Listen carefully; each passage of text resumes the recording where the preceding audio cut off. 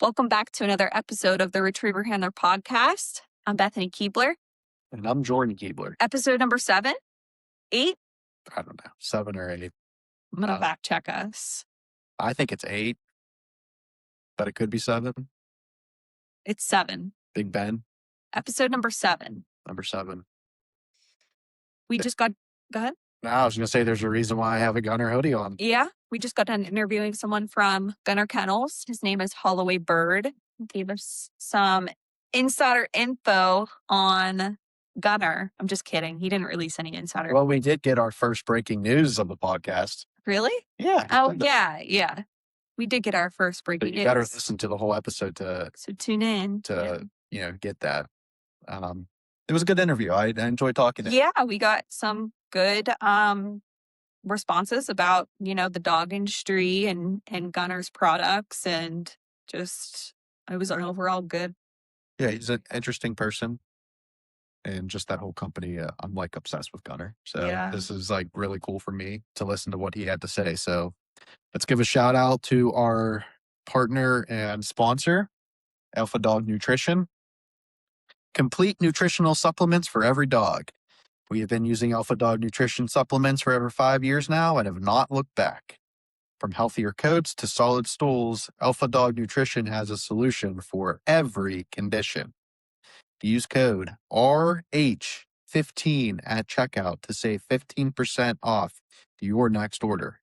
That's R as in retriever, H as in handler, RH15. Alpha Dog Nutrition, peak performance starts here. Holloway, thank you for joining us, and how's everything going?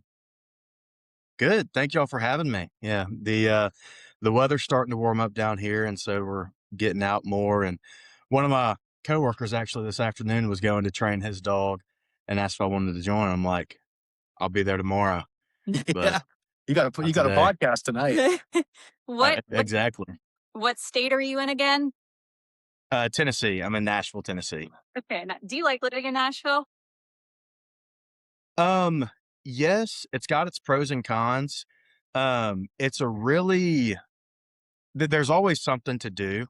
And so I think that's a big advantage of living here.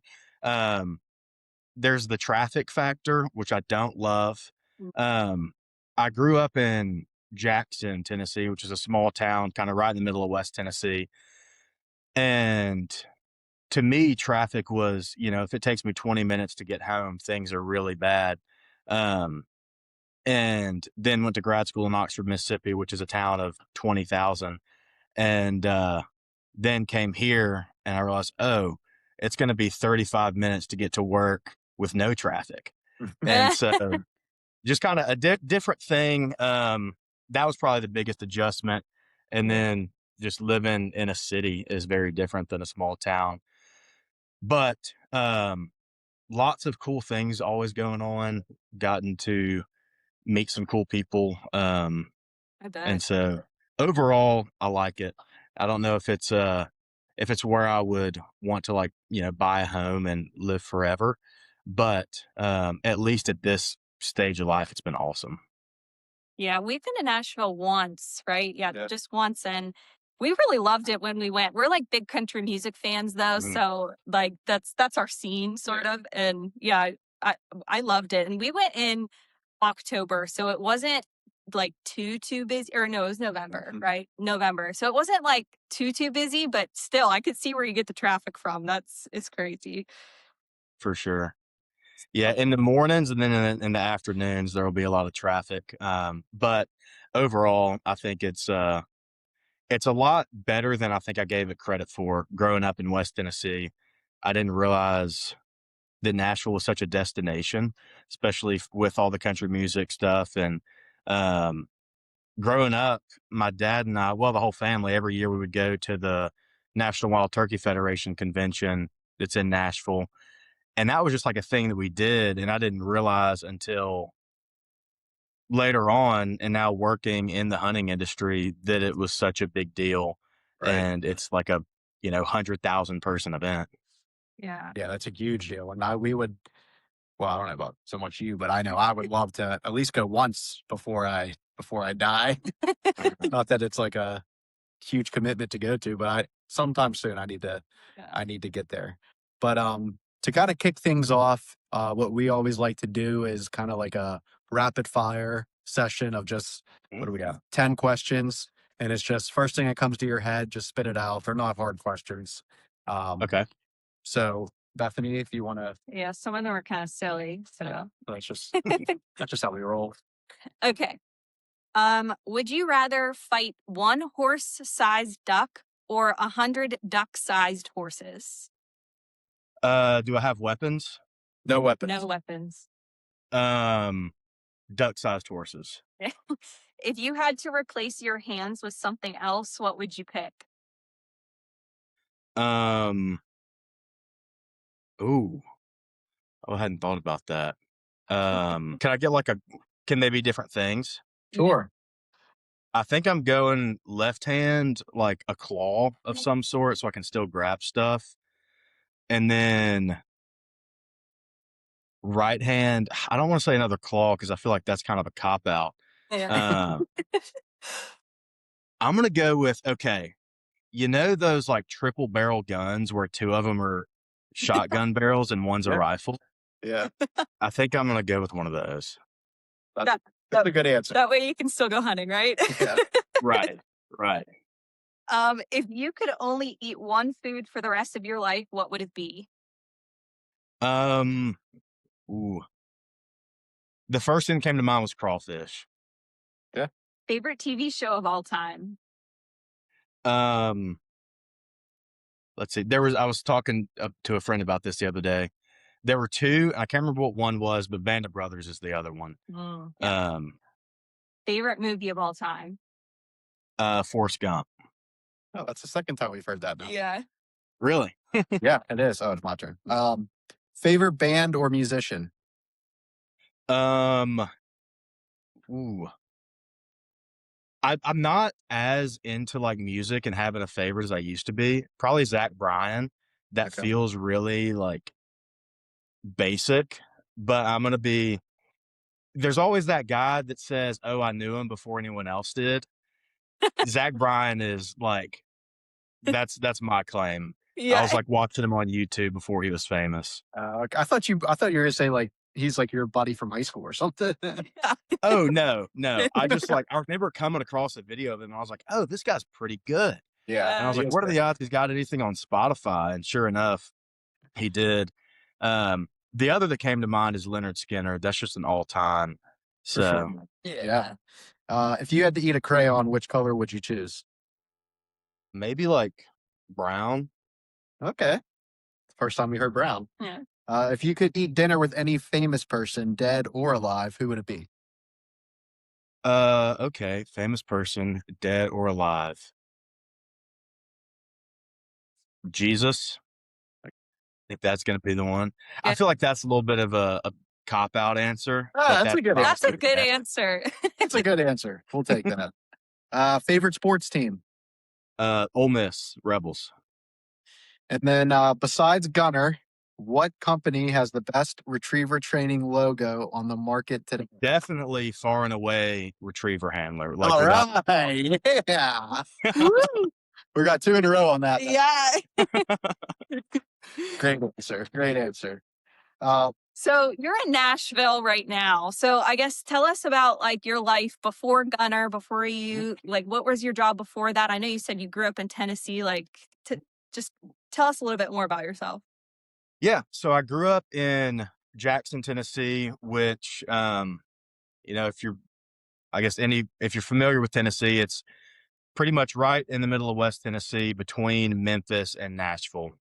And grew up there, went to undergrad there at a small school, Union University, majored in business because I didn't quite know what I wanted to do. Seemed like a safe bet. And then after that, I went to Ole Miss where I got my MBA. I was there for a year and I was a couple months out from graduation and kind of looking at jobs, looking at like finance and law and things that seemed like would be good things to do with a business major. And I had at that point already had 2 dogs, well, the same 2 I have now, and had kennels for each of them, and was very familiar with the Gunner brand, loved the products, had been using them. And I was scrolling on Instagram one day and saw that Gunner was hiring, and the position was customer experience representative. And I saw it and looked at, the requirements and the job and everything. I thought, well, I can do that. And I think that would be fun. And so, kind of on a whim, not really necessarily planning on it, but just to see. I didn't know that I wanted to live in Nashville, didn't know really what I wanted to do, but figured this would be a cool opportunity at least, and I'd at least have fun. So I applied, got an interview, and then got called back for another interview, and then final round of interviews. And I was thinking, you know what? I think I might just move to Nashville. And that's basically, and then I ended up, of course, getting the job. And that's where I started at Gunner, was in um, customer experience. And after about a year and some change, moved on to the marketing team, doing community marketing, lots of kind of online engagement, community building. We have a Facebook group that I put a lot of time into growing and helping to build. And now what I do is life cycle and retention marketing. So most of what that is email planning, kind of the strategy behind that, and then um, giveaway campaigns. So this past spring, or past winter, I guess it was, we did we gave away a boat and a bunch of shin gear and a shotgun and all kinds of stuff. Of course, all of our products. And now working on the one for next quarter and, on down the line. But with my I guess my aim now is, how do we reach people and let them know what we do, and then provide value and get them not to just buy all of our stuff, which is, I mean, how the lights stay on. So that's important. But what's important to me is that value is provided beyond products, but like a community and like an experience, I suppose, would be a good way of describing how I want to frame things. But I guess that's kind of away from the question. It's kind of a synopsis of That's fine. That's my timeline. that's right in order. You're Yeah, good. cool. I have 2 dogs. I have my older dog. He is about 8.5 years old. Actually, Sunday was the 8th anniversary of when I brought him home. Aw. He's a mutt. His name is Deuce. He's a mostly lab, also has some plot hound and some other breeds according to the DNA test, but he looks like a lab with long, lanky legs and big floppy ears. And then I have a 5-year-old yellow lab named Boone. Both of them are rescues. Deuce rolled up on somebody's back porch, and a guy that I knew took him in. After a few months, he realized that he wasn't in a spot to have a dog, and I said, I'll take him. And that was the spring of my senior year of high school. And I was going to college in the fall. And so my parents weren't too thrilled that I decided to do that. They've grown to love them, but rough patch for a little while there. And then Boone, I got him when I was in Oxford. Somebody found him on the side of the road, tried to find his owner on Facebook and everything. And I said, hey, if you can't find a place for him, I'll take him. And no one claimed him. So, and that was, say 3.5 years ago. Wow. Nice. We Yeah. also have a dog named Deuce, so that's so funny. Yeah. Isn't that crazy? Yeah. I would bet that your dog Deuce is much better trained and much better behaved than mine. I don't know. I wouldn't give him that much credit yet. He's only 1, so he's still got a lot of he still has a lot of work to do and a lot to prove, but he's a good dog. Do your dogs hunt with you? I say not yet, and I've been saying that for quite a while now. I took Deuce unwisely. I took him on a hunt just to kind of see what would happen. And this was probably, 4 or 5 years ago. I didn't really have a plan, but I had a free Saturday and the weather seemed good. And so there was a little public land. We walked in, nobody else was there. I just knew where a pond was. And his hound really comes out when he's off leash, meaning he just likes to go and he doesn't care a whole lot about what I have to say about it. And so that was the way that morning went. We saw there were a bunch of teal on that pond. We scared every one of them away. And then we just sat for about 2 hours until I decided, all right, time to pack it up. Yep. Boone has lots of potential. And the only reason that he hasn't hunted is because I haven't put the time in to train him. But his drive to retrieve and also just like desire to obey is really remarkable to me.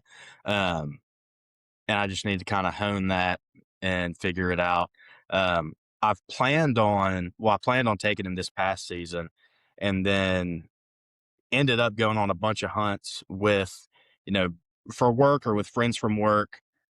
On all of them, somebody had a dog that was, totally trained and really good and never had a situation to be his kind of first hunt in a calm, controlled environment. So not yet. I hope that by next season, I'm not still saying not yet. Hopefully by then, Boone will be hunting with me and he'll be really good. But I think Deuce, his spot is generally on the sofa, and that's what he's good at, and that's what he likes. So we'll let him do that.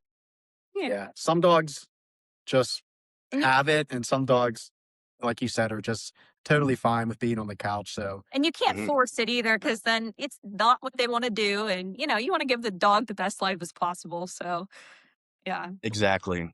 I wanted for a long time, when I got him, I was 17 and I was like, oh, he looks like a lab. He's for sure going to be great at hunting. And maybe if I had trained him differently or kind of done more work with him when he was young, he would have had more of a desire for it.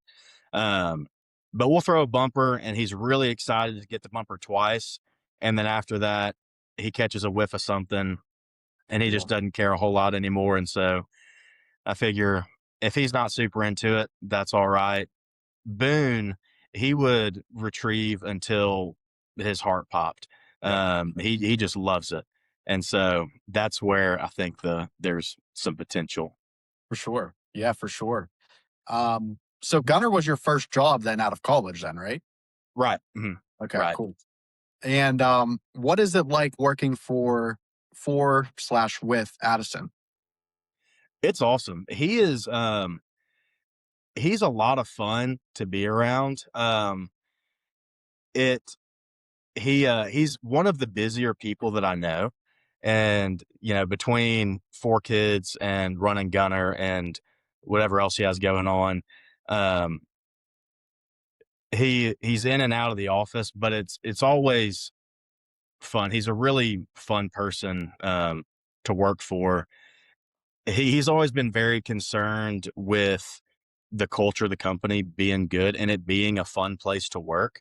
And I think that I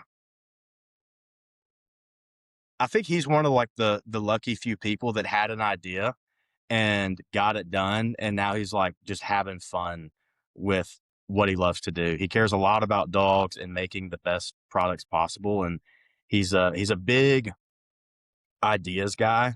And when he has an idea, he wants to make it happen. And that's always fun to see, because I'm not as much that way. He gets an idea about a product and then he's working and tinkering with what to do with it. But yeah, it's always a lot of fun. And I think that's one of the best ways I could describe it. Pretty laid back. Of course, all the dogs are always here.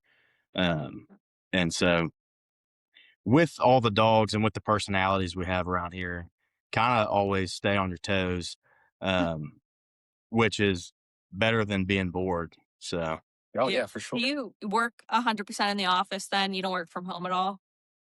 Work from home on Mondays, and Okay. then if I have, you know, if there's something else where I need to work from home, we can.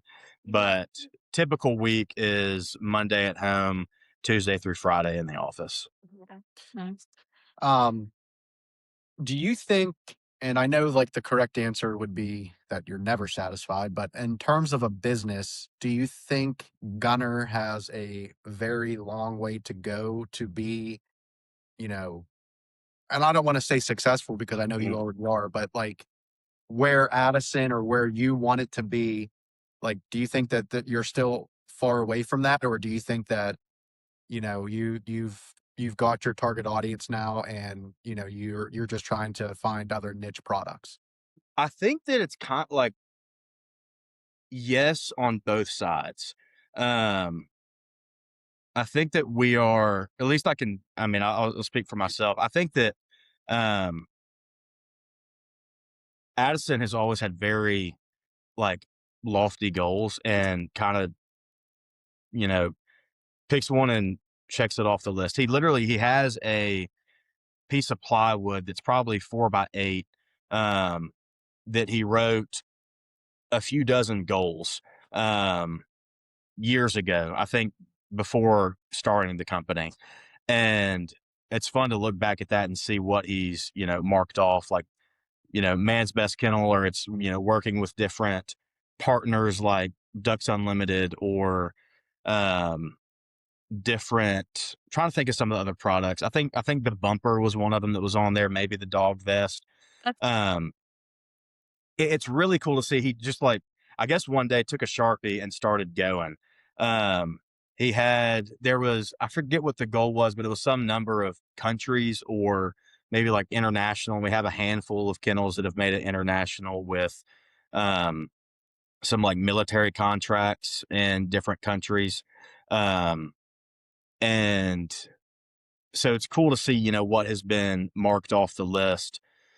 So there are always more goals to hit, but also, when we take a step back and look at um, where, like everything, it starts with an idea.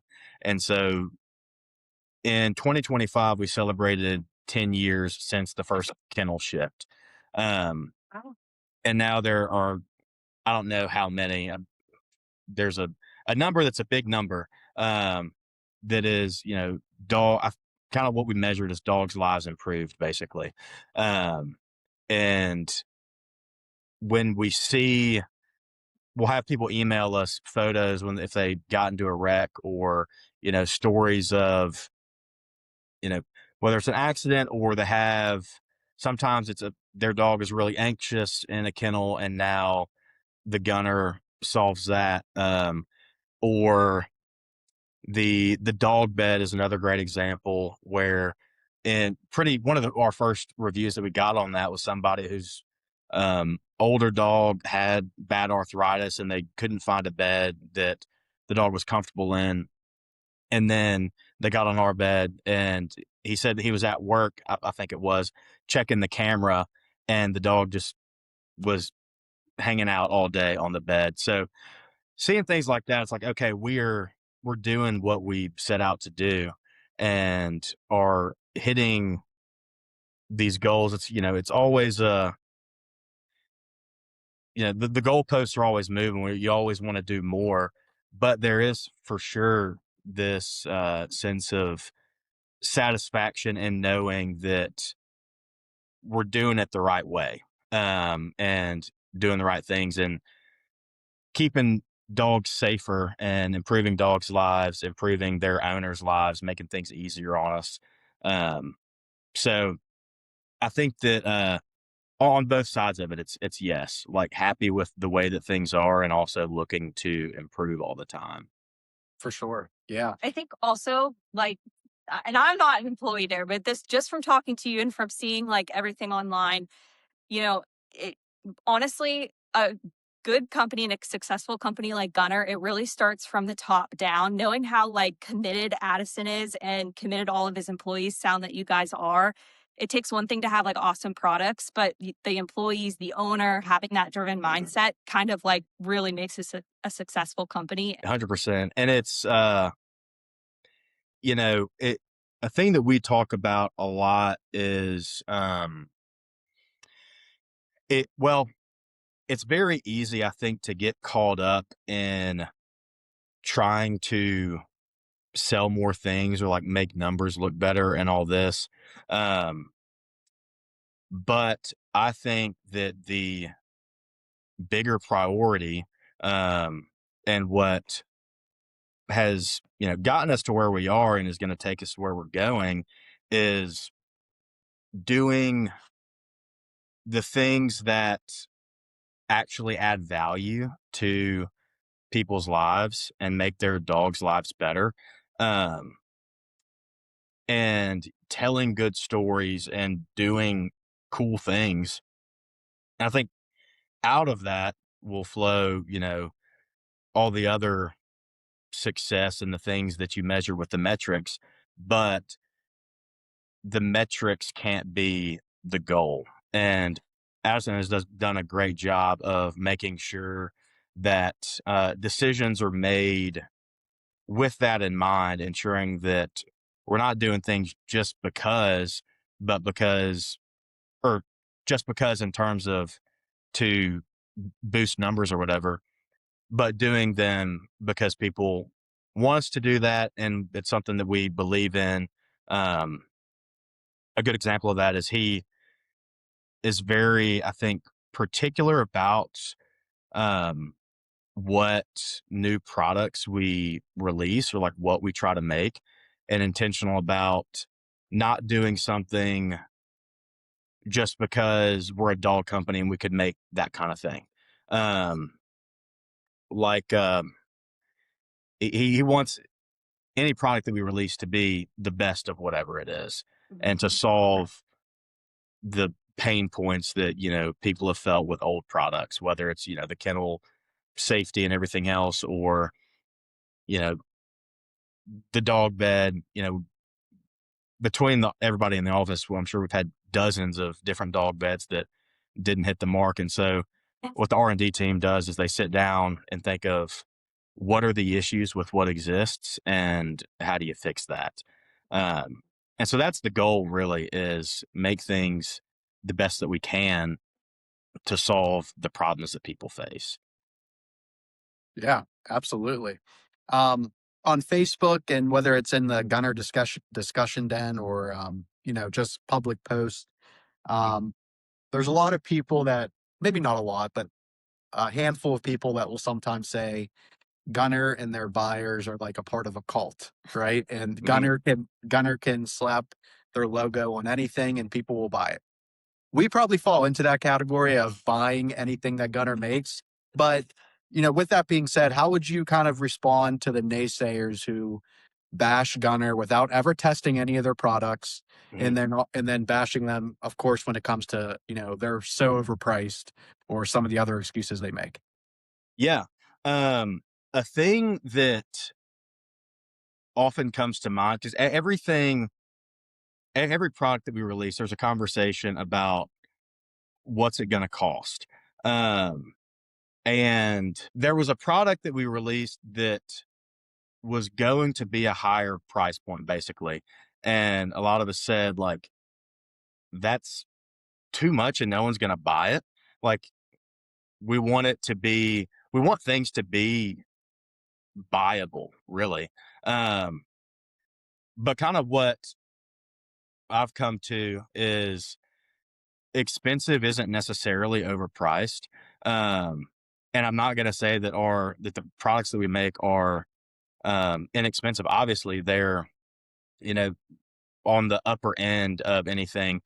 Most of our products are similar in price point to the other most expensive things, or they are the most expensive product in the category. But the reason for that is that whenever possible, we make things and source things in the USA. Our kennels are made in America. Food crates are made in America.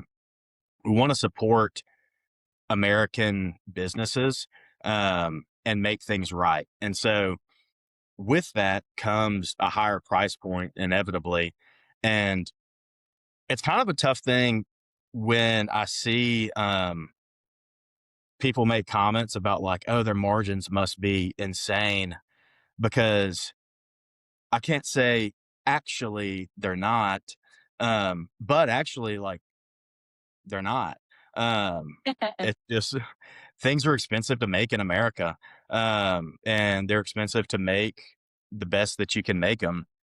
And so another thing about it is they're while we want people to buy them and to be able to afford them, we also that's not the top priority. The top priority is to make things as high quality as we can. Um, and everything is overbuilt on purpose. Um, there are lots of things that are, I guess you could say, unnecessary. Like the kennel could be made more cheaply, but it's made the way it is so that in any foreseeable circumstance, your dog's going to be safe. Um, and so that's generally that's what comes to mind for me. And it's that is a thing that I think is difficult to navigate and say, especially to somebody who hasn't used any of the products. Um, because once you have used a handful of Gunner products, you realize, oh, it's expensive, but it's expensive because it's really good. Um, Worth it. Yeah. and yeah, and we want to make it the best that it can be. And, when it comes to especially things like the kennel or the food crate or the bed, um, and, others, we want them to be the last kennel and food crate and bed that you have to buy. And so they've got warranties and, all these things on the back end on, the finance side, I guess, I mean, those all add up, of course. And so the reason that things cost a lot isn't because we're trying to, just line our pockets. It's because things are expensive, and the reality of it is that um, yeah, it costs a lot to make things well and to make them in America. And if you use our products, generally you see why it's worth that. And if not, we're always going to do what we can to make it right. That's another thing that Addison built the company on was customer service. And so when I worked in customer service, I saw that kind of firsthand. We had a ton of freedom to do what needs to be done to make things right. Um, and the story behind his kind of, I guess, ethos there was he had a Browning shotgun, and I forget what it was. Something went wrong with it. Um, and he had to send it back to Browning, and they fixed it. And his whole experience there was really outstanding. And now he only shoots Browning shotguns for that reason, because he had a great experience. And he decided then that that's one of the things that he wanted to build his company on was great service, great products. Um, and so in short, the response is yes, it's very expensive.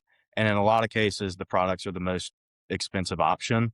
Um, but with that, you get really high quality craftsmanship and support from people that use the products. Like we have right now 3 customer service reps. All of them have dogs. All of them use these products and are familiar with them. And when you call us, you're going to get either um, Grace, Luke, or Brian on the phone. And if you've got a problem, they're going to fix it. Yep. And so we want it to be valuable and worth it. Kind of like I was saying earlier, we don't want to just be making money for the sake of it because we know people are going to buy whatever, but because we want to add value as much as we can. Yeah. Yeah. It's easy for people to say that like, oh, that's too expensive, and they've never even seen the chemical. But once you like see it and feel it and pick it up, it kind of makes sense why it's at that price point. But also, I'm the type of guy, and Bethany, you're probably the same way, where like if it's say for the intermediate, I don't know, $700-800. To me, it's like, well, it's that price for a reason, right? So obviously it must be the best or one of the best. So it's like a buy once, cry once type thing, right? So if that kennel was $400, I might be double like thinking twice. Well, why is it only $400? Like where did they cheap out at? Whereas with these Gunner kennels, it's like once you get them in your hands, you understand the price point behind Yeah. it. And even like you want to buy the products that are going to protect, well, at least this is how we are as dog owners. I want to buy the products that are going to protect my dog the best. And I want to buy it from a company who's like the subject matter expert of the field. And I want to know that they did their research, that they're putting all of their time into it to make me feel better on the consumer end, to say they did all they could to keep my dog safe. And that's how I can sleep at night, honestly. Right. And Um, the more, um, you know, various products we make, there's more, I guess to the question of, or, the response to the comment, that's not worth it. And I think that, I mean, that is a subjective thing. What's worth it to me may not be worth it to somebody else. Um, like I had kennels for my dogs before I worked at Gunner because their safety was important to me, and that's worth whatever amount of money. Um, and the first kennel that I bought, my mom said, "You spent how much on a kennel?" I was like, "I get that. I mean, it's a lot, but if you frame it in terms of, okay, if I got in a wreck, um, how much would I be willing to spend on vet bills and whatever else? Or, how much would I be willing to spend to undo any harm that my dog saw?" And so with the kennel, it's a matter of I want the best that exists out there, and this kennel is the best. And so that's what I bought. Now there are things that we make that if you don't want if you don't want to spend that on it, okay. Like our bowl, I think it's my favorite dog bowl that I've used because it's super tough and it's super portable. Uh, Deuce can't tear it up like he has other bowls. It's not going to rust. I can take food and water and things like that with me on trips. That bowl isn't going to keep him safe necessarily, but it's super convenient and it's very durable and it makes my life better enough that I say that's worth it for me. If it's not worth it for anybody else for whatever reason, I think that's okay. Like I'm a big proponent of buy what works for you and what you like. And so the value that things provide to different people isn't always going to be the same. And that might not be the best answer to sell some things, but like our dog bed, it's one of the most expensive dog beds. There are a few that are about the same or a little bit more. Um, It is objectively an expensive dog bed, but the reason for that is the design and the care that goes into solving every problem that we can with a dog bed. Yeah. And so if it's more comfortable for the dog and it lasts longer and it's easy to clean and all those other things that we want to solve for, it's just a matter of is that worth it to um the consumer? And in a lot of cases, I think yes, but it comes down to the person and what's the amount of money that you're willing to spend on whatever. When it comes to safety, that's not something I'm going to compromise. When it comes to convenience, then I mean that's a different thing. Um, Comes down to what you're using it for, I guess. So Yeah. that's kind of how I think about all of it. Yeah. Yeah, for sure. I mean, everyone has a budget, so I understand, but it's just when the people say, it might not be worth it, it's like, well, it kind of is. So yeah. And I guess, do you think, I alongside of safety, do you think that people take no, I'm not saying their dog, but just dog safety in general seriously when traveling in a vehicle? Or like, do you think it's not a topic that gets raised enough? Um, Well, I don't know. I think that people are talking about it more for sure. Yeah. And I think people are increasingly willing to invest in their dog's safety. Um, and, that could, tons of reasons for that. I think maybe the pandemic had a lot to do with it where it's like, oh, these dogs are our children now. So, of course, I'm going to do Exactly. everything in the world for it. I think that there is a see how to put it, like maybe a lack of understanding about what could happen, I guess. It's one of those things that's just not front of mind. You don't figure that you're going to get into a wreck with your dog, and probably you won't. And we pray you don't. It's the kind of product that, like, hopefully, it's never necessary to have. Um, it's the you know, I'll often reference not the probability, but the severity of the consequence if, that event does happen. And also not just about the dog safety, but about the people in the vehicle. My dogs are 65, 70 pounds. If I'm driving on the interstate and, I get hit by an 80-pound or 80 mile an hour, 65-pound, dog, that's going to hurt me. Um, so I think people are becoming increasingly aware of it. Um, but I also think that it is often looked at from a framework of like, oh, well, that's not going to be me. And I hope that is the case, but it could be. And that's kind of why we do what we do, is the what if scenario. Yeah. And I had somebody one time tell me, like, I love my dog. I don't love my dog that much. Oh, And I was like, oh man. okay, I don't know. That's you. And Yeah. that's, What are you supposed to say to that? yeah. Like it's he just Yeah. And then doesn't like a response. I'm like, I guess that's fine. Yeah. That's you. That's not me. And so back to It's the things will be worth different amounts for different people, I suppose. So, exactly. It's funny you said that, Bethany, because on my way home from work today, I was on, I guess you would say it's a 4-lane highway. And on the very, uh, my farthest left lane, oncoming traffic, I could see like a big Ford F-250 coming and what looked like a white cloud in the front seat. And then once it got closer, it was what looked like a large golden doodle or a large labradoodle, just not sitting, standing on the front seat. And now I don't know if that dog was maybe had a harness on with like a buckle attached to the headrest, which I wouldn't trust, especially for that size of an animal. But like, odds are that dog wasn't buckled in, and it's not so much like what if you even get into a wreck? It's like, well, what if someone brake checks you and you just have to slam on the brakes without a collision? Yeah. Like, where is that dog going? Right to the Right through the through the dash or through the windshield. And that's what I don't think people truly understand about dog safety when traveling. And I think it's a giant misconception, but I don't know.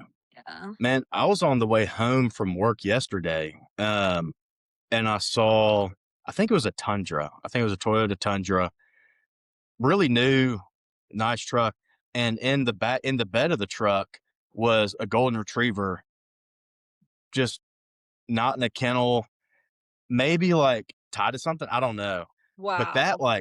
that kind of blew me away. Because what I thought really was, I saw the truck and I said, okay, cost isn't the thing keeping you from getting a kennel for your dog. Like, so what is it? Is that an awareness thing, or I don't know? Because seeing the dog too, it was presumably not a cheap dog.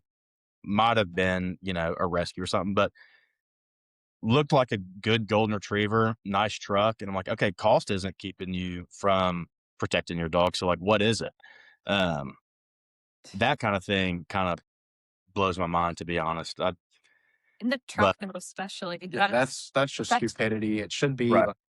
That should be animal illegal. abuse. Yeah. That's illegal, to be honest. Having your dog in a truck. I mean, there's a lot of dog lovers on the road that probably would like roll down their window and say something to that person, like, Yeah. what the hell are you doing? You know, like, oh, I've never seen it that bad, thank God. But the ignorance with some of this, and again, I know a gunner kennel is not for everybody, but I just think the safety aspect of it is, you know, like we have 3 gunners in the back of our truck, and when I put them in there, like I'm not like looking in the rear view every 5 seconds to see how are they doing. Like I know they're fine in there, and then people will always say like, especially in the winter, like, oh, don't they get cold in there? And I'm like, no. Like first of all, they're black labs. All 3 of them are black labs.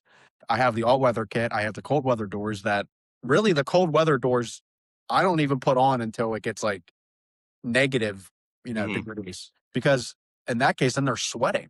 Like it's, Yeah. I don't know. There's just a giant misconception of what exactly the Gunner Kennel can do. And in our opinion, it's the best. And it just gives us a huge peace of mind when traveling, you know, anywhere. Yeah. Yeah. Have you heard of any like crazy stories of like the kennel saving like a dog's life? Like, what is the craziest story you've ever heard? Yeah, for sure. And we get them pretty frequently. And a lot of times, I'm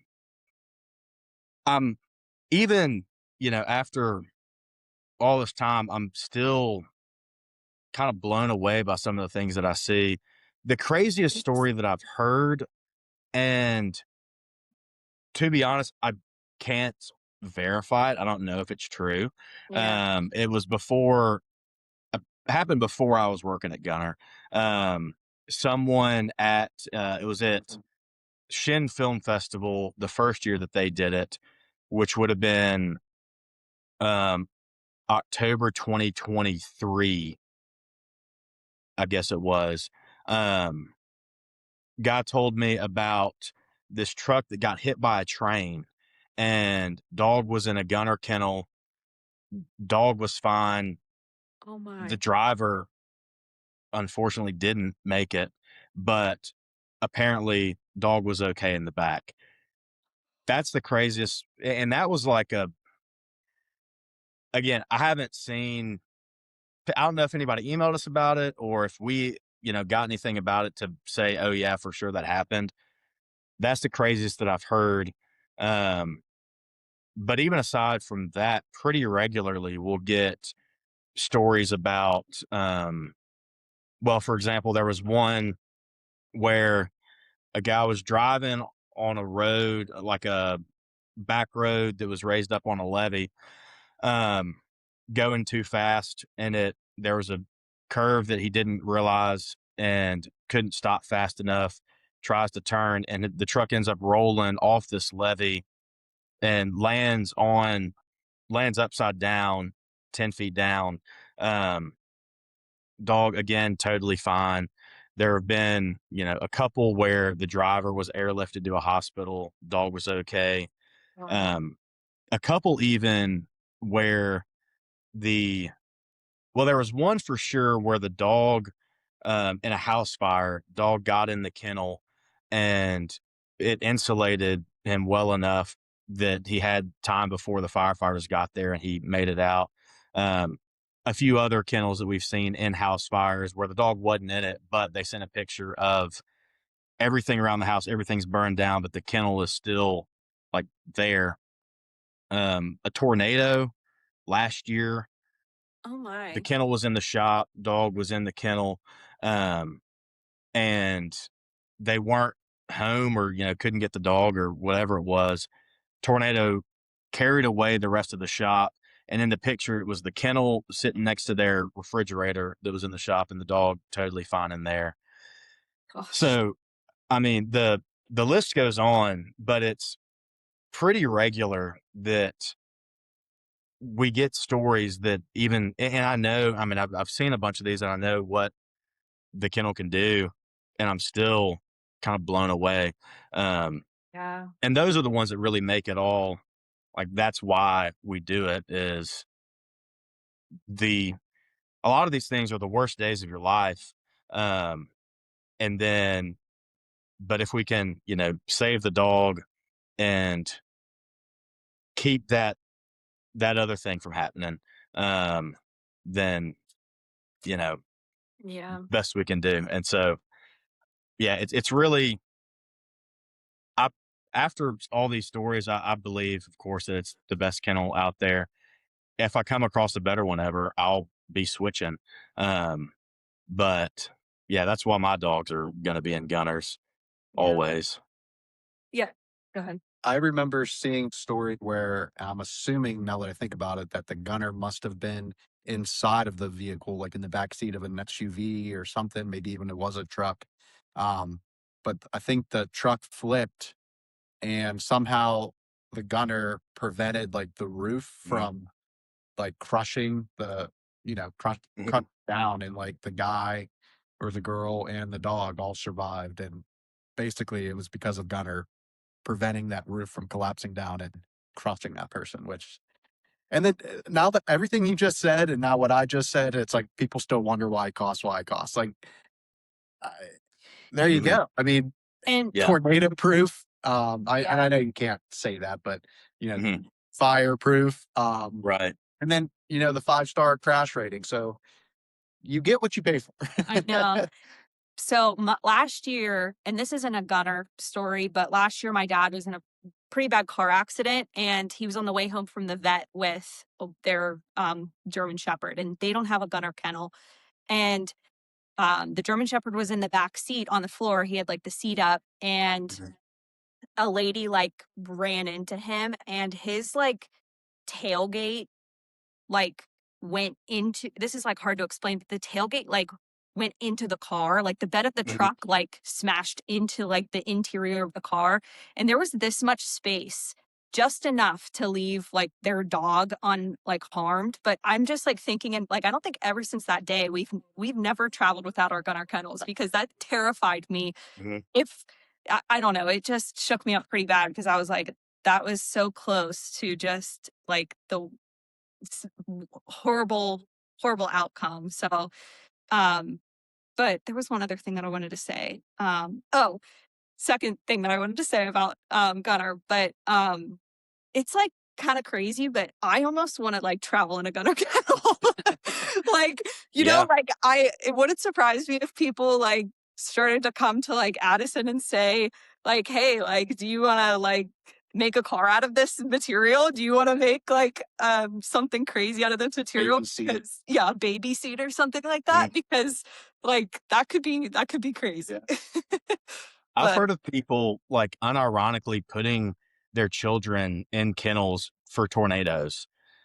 I And wouldn't. like probably not comfortable, but What not about? a not a bad plan. Yeah, Uh, exactly. yeah. Yeah, I mean, the it's whole impetus for Addison starting the company is one day he was he and his dog Gunner were on the way to hunt in the morning, and I think like almost got in a wreck and had to turn really hard. And Gunner was in a cheap plastic crate in the bed of the truck, and it toppled over. And he'd been replacing kennels every year, just running through them, but toppled over and cracked. And that's when he decided, like, want my dog safe, and I'm going to make the best kennel out there. And so it was a matter of not saying what's a product that I can make and sell, but I have this problem in my life. I want to fix it. Um, and then that has been how all these other products have come to be too. Um, but yeah, it was always the company was built for Addison's dog Gunner to be safe, more than anything else. yeah. And how that is translated to, all of our dogs living better lives. Yep. Um, you don't, if the answer to this next question is yes, you don't have to tell us what it is, but d- let's say before next waterfowl season, do you think that Gunner will come out with like a new product that the public will be extremely excited about? Let's see. There Okay. I'm trying to remember the timelines that we've got for some of these things. There will be more colors of different things. That's kind of the thing that is always rolling. In terms of new products, I don't know for sure if they're coming out this summer or if they'll be later. But there are two off the top of my head that we're working on that I think are not quite dialed. One of them I'm pretty sure is dialed and will be out by then, I think.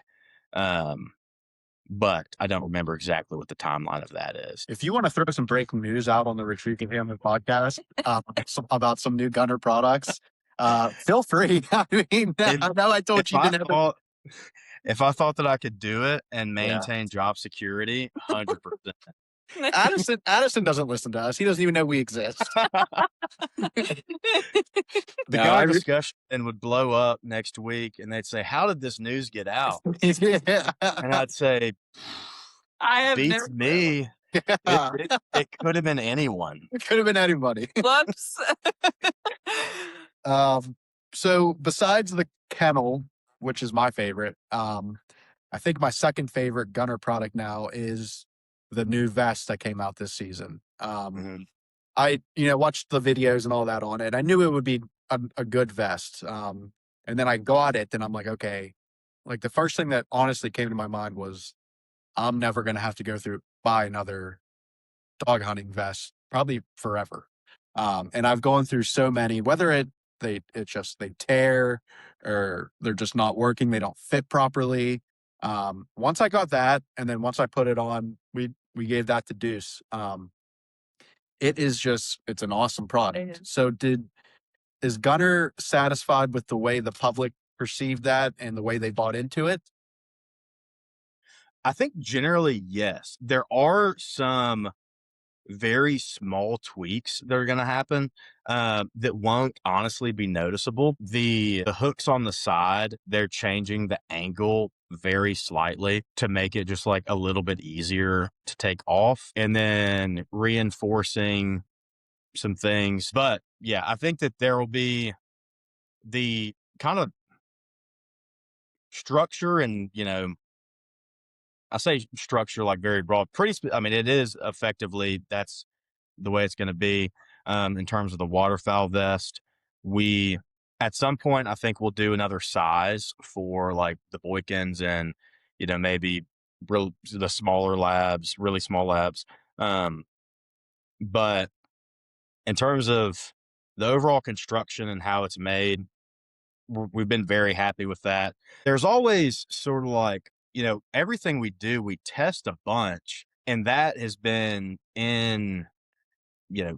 working on iterations of that for a few seasons. But no matter how much we test it, once we make it and there are, tons of them out there, then we'll see over time how's it going to hold up in all these various conditions. What are we going to see? And so the changes that will happen sometimes, the products are very small, but it'll be in terms of like a little bit of reinforcement in the right place or something to make it a little bit easier, things like that. But yeah, in terms of the vest generally, we've been really thrilled with it and how it's held up. I guess some breaking news is there will be more patterns of that. All right. And so there'll more patterns of that coming that'll be available by next season. Yeah. That was like the only small gripe I had with the vest and it was always the very last buckle that I took off. And exactly like you said, like the angle of it was like a little finicky, and sometimes you just had to play with it for a little bit longer than, I don't know, 5 seconds or something. And then it finally would come off. But other than that, I mean, it's great. I know that it keeps the dog warm. And I know it's just a solid vest. In fact, I believe it was Barton Ramsey posted a story or a reel or something. And looking back on it, I don't think that vest had the Gunner logo on it for obvious reasons. But he had a picture of it, and I was like, dude, what vest is that? Because that looks awesome. And then all he did was respond with like the big eye emojis. And I was like, well, wonder what that means. And then I swear it was like a week or 2 weeks later, Yep. Gunner comes out with the vest and was like, that's what it was. That's what it was. And I bought it immediately. Yeah, that day. It's a solid vest, and we're really happy with it. We only got one, but we'll get more next year. I guess we're getting more next year. Next to me. Especially if it comes out with new patterns. I mean, I guess you gotta get one of each. You got to get one of each. You have to. You have to. Oh man. So, clocking in before daylight on YouTube, that was very interesting, and I enjoyed it a lot. Can you kind of tell us why Gunner decided to do that, and basically just your overall experiences with it?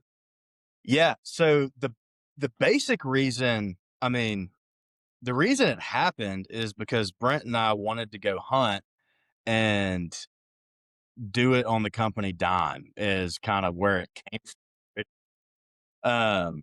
That's kind of what sparked the idea. So, but really, so we had the boat that we were giving away, the gator tail, and then, all that other gear that went with it. And Brent and I were having a meeting one day, and I said, what would be really cool is if we could just go hunt for a week or two and make it for work, and maybe we make some content around it. And I kind of said it as a joke, thinking probably can't make that happen. And then we got to thinking, and we put together this kind of plan, very loose plan of, all right, we want to take a road trip, go hunt with a bunch of our friends and their dogs, and get some content out of it. And we talked to our manager, our VP of marketing, Sloan, about it. And she said, that's a great idea. Put a plan on paper and try to, figure out what that'll take, and we'll see about it. And so that's what we did. And I think that our objectives were, I guess, kind of twofold. One, of course, was to promote this giveaway that we were doing. But another thing that we were wanting to do with that, and that we want to keep doing, especially seeing how that series was received, was telling compelling stories, I guess, and also showing showing the side of hunting that you don't often see with hunting content online. Because a lot of times what you see is, 15-man limit of greenheads by 8 a.m. And that's awesome. And I want to do that for sure. Mm-hmm. However, that's not how my hunts go personally. The highlight reel. It's always the highlight reel on Instagram. Right. What's a lot more typical is that Brent and I, and, maybe some other buddies, we will find a spot that we're kind of hopeful about. We'll carry our gear in about a mile. We'll get set up. We'll feel really good. We'll be tired. And then we'll shoot 3 ducks and we'll go home. And so with that series, we're like, all right, we're going to go on this trip, and what happens, happens. And of course, we were very hopeful because there was that cold front that moved through, and we're very optimistic, especially that third day, I guess it was. Well, third day of hunting, the 4th day of the trip. We took a day off because there was the Shin event in Stuttgart. So we didn't hunt that day. The next day is when we were on that farm with just thousands and thousands of birds. And the first 2 days of the trip were, by my standards, extraordinarily successful. Because we killed, between those 2 days, I want to say something in the ballpark of, I don't know, 15 ducks, something like that, and then a few geese. And then we get to that other farm, and in the morning we go out and we're with the Well, at one point we were with the farm manager and he's, showing us where we're going to be hunting and everything. And I'm looking through the binoculars at more ducks than I've ever seen in my life, other than maybe at a refuge. And I'm like, this afternoon is going to be lights out. We get in the blind, and very shortly we have a volley of teal come in, and we took, I want to say 3 or 4 out of those, because we weren't set up. We weren't really ready. And that was within, 5 minutes or so of being in the pit. And I was like, oh, this is going to be nuts. And at every point, and we talked about it in the video, every point of that day, I was the whole hunt just watching these ducks fly, and I'm keeping an eye on, this pair or this little group of 6 or whatever it was. And they're just moving the whole time. And I can't figure out which ones I need to watch, because they all look like they might come in. And I'm thinking, man, I'm going to call my dad and tell him about this. I'm thinking, I want everyone I know to experience this kind of hunt. It was unreal. And we ended up shooting a few, but not a ton. And not as many as I anticipated. And then we got to Mississippi and there was just nothing. And Brent fired one shot in Mississippi. Other than that, didn't shoot. He forgot the boat keys one day. And so that wasn't great. But that's the way that things go. And so we wanted to show how things happen on a hunt.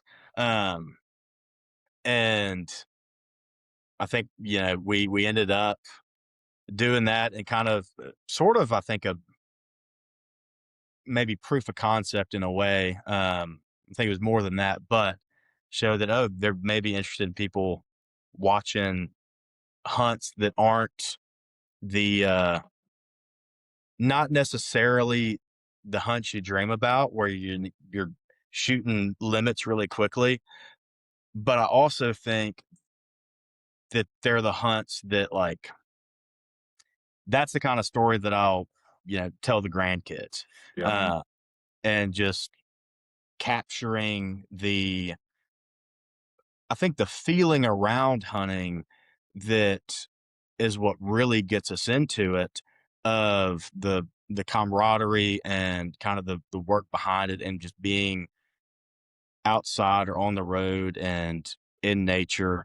And so that's what we wanted to do. Was we wanted to go hunt, and also we wanted to show the story of how things happen, I guess, and kind of give a little bit of a different angle that you don't often see about, here's a hunt, we did our best and it didn't pan out, because that's, at least for me, much more relatable. Yeah, we're the exact same way. And you hit the nail on the head, because what I enjoyed watching all of it, but what I enjoyed, I think, the most was, like, exactly like you said, the camaraderie and, like, the behind the scenes kind of footage and stuff like that, like, because there's so many YouTube channels and Instagram channels out there that just show you when the madness starts, right? The boom, boom, boom, boom. And you can watch, I enjoy watching that, but you can only really watch so much of that, and with this series, it was like cool just to see how everything played out, and just like the Start to finish. yes, but the start to exactly the start to finish. So you guys did a really, really good job, and I really did enjoy watching all that. Was it difficult to film that, like, and like put it all together? Like, but that seems like it was a lot of work. As far as the filming and putting it together, I assume it was. Yeah, That's the part that I wasn't responsible for. yeah. But we had, so Luke Hutcherson is his name. Midbar Productions is his company. And he's awesome. We basically, so Brent was buddies with his brother, and that's how we got connected with him. Yeah. He, for a while, has done videography in the country music industry, but more recently decided, I think the story is that there was some music video that he was filming outside, maybe in a duck blind. And that day he had the feeling of, oh, this is what I want to do. And this is the setting in which I want to do it. And so, anyway, we got him on that project, and he worked really hard. We joke about this. We were at the Shin store in Stuttgart on the third day of the trip, and there are hundreds of people in and out of the store. It was the Christmas in Stuttgart event, and he found a seat in the store, headphones on, laptop open, just going, editing like all day long, getting after it. And I was like, man, to be able to focus in that kind of environment, incredible.